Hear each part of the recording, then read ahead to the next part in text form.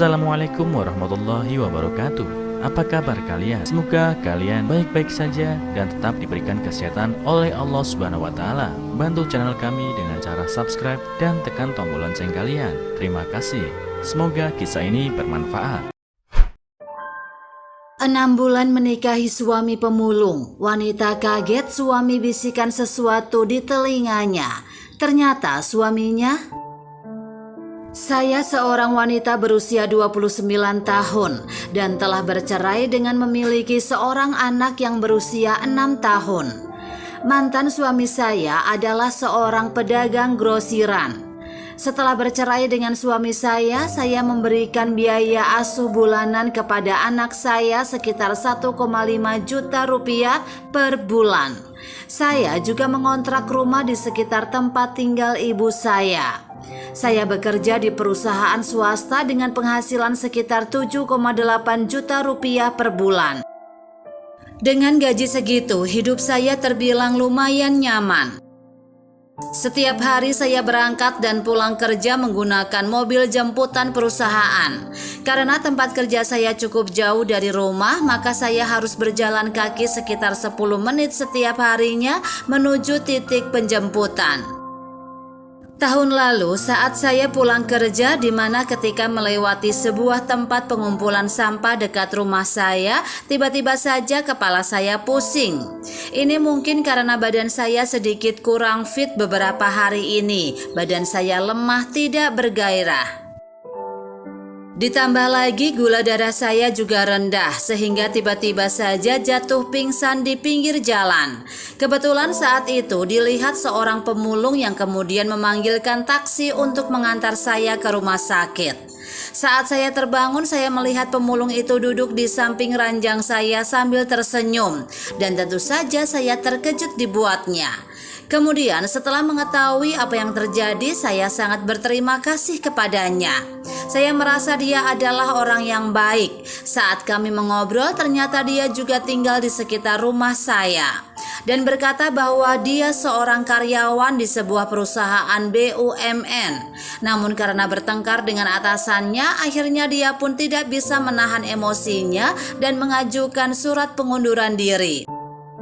Sebagai wujud introspeksi dan melatih kesabaran diri dan menenangkan dirinya sejenak, dia pun menjadi seorang pemungut sampah di sekitar pemukiman. Dia juga mengatakan bahwa dia telah memperhatikan saya sejak lama, karena setiap harinya bisa melihat saya berangkat dan pulang kerja saat dia memungut sampah.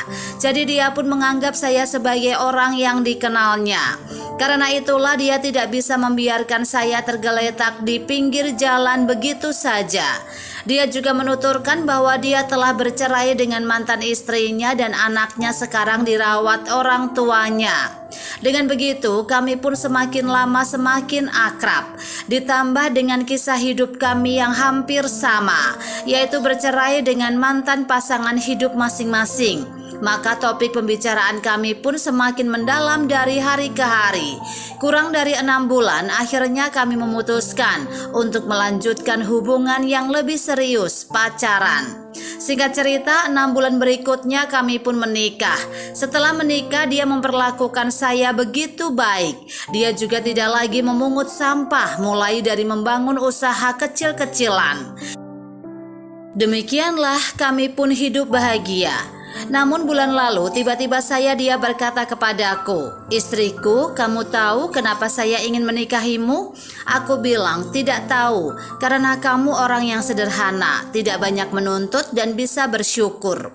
Ya, saya memang begitu. Saya lebih menyukai hidup yang sederhana, asalkan bisa merasakan bahagia setiap hari. Itu sudah cukup bagiku, jawabku. Mantan suami saya adalah orang yang begitu fokus pada bisnisnya. Akhirnya lama-kelamaan dia mulai mengabaikan saya dan berubah menjadi suami yang otoriter. Tapi berbeda denganmu, meskipun kamu miskin, tapi kamu begitu baik dan perhatian padaku. Hidup bersamamu begitu menyenangkan, lanjutku. Setelah mendengarkan saya selesai berbicara, dia pun menatap mataku dan menghela nafas kemudian berkata, "Kita bisa bersama itu adalah suratan takdir.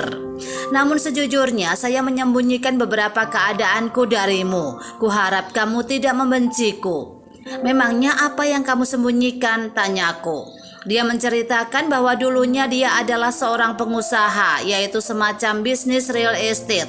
Namun mantan istrinya punya kepribadian yang buruk, seorang wanita yang gila harta. Saat bisnisnya mulai maju dan berkembang, dia mengkhianatinya. Dia bersekongkol dengan selingkuhannya, menguras uang perusahaannya hingga perusahaannya jatuh bangkrut. Akhirnya dia pun memutuskan untuk menceraikan mantan istrinya itu. Sekarang meskipun dia sudah tidak memiliki harta apa-apa lagi, namun dia masih punya sebuah villa di pinggir kota. Villa yang bisa ditempati untuk masa tua nanti.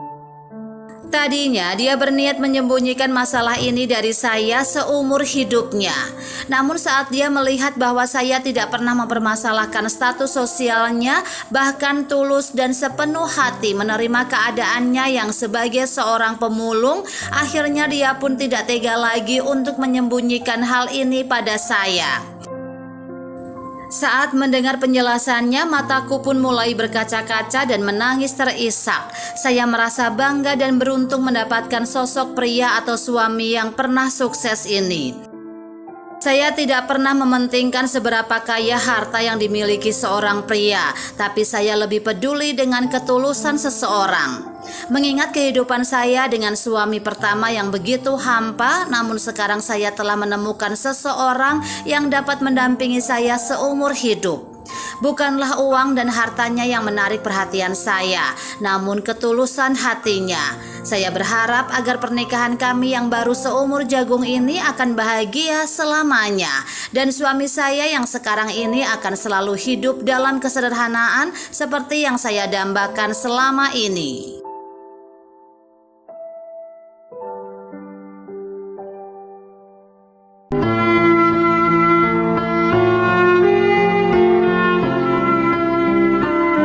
Assalamualaikum warahmatullahi wabarakatuh.